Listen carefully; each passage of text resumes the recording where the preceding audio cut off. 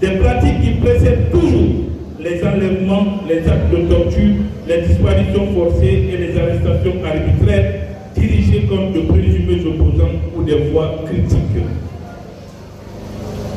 La Direction nationale de l'UFDG prend l'opinion nationale et internationale à témoin de la menace qui pèse sur son cadre et tiendra le CNRD et son gouvernement comme seul responsable de tout ce qui arrivera à M. Souleymane Souza Konaté.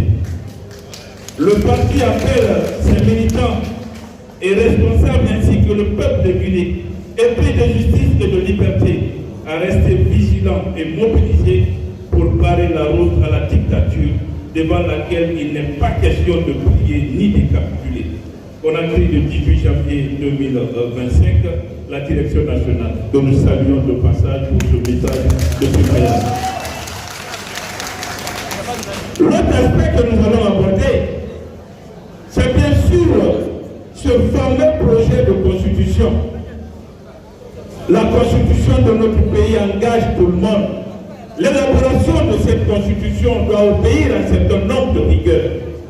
Dans une période de transition, nous avons l'habitude de dire à toutes les occasions, personne n'a la légitimité, personne n'a la légalité pour engager notre peuple. C'est par le biais des concertations, c'est par le biais du dialogue qu'on peut arriver à trouver solution à nos problèmes et élaborer une constitution qui nous rassemble, pas une constitution qui nous divise, pas une constitution qui méprise une bonne partie de l'opinion publique nationale.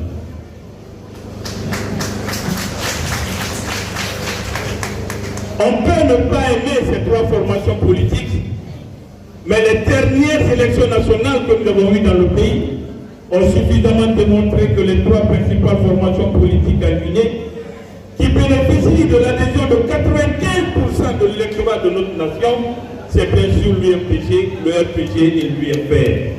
Vous ne pouvez pas faire une constitution et mettre à l'écart cette grande majorité de Guinéens et s'attendre à la paix et s'attendre à ce que les Guinéens vont accepter cette constitution, les Guinéens ne l'accepteront pas.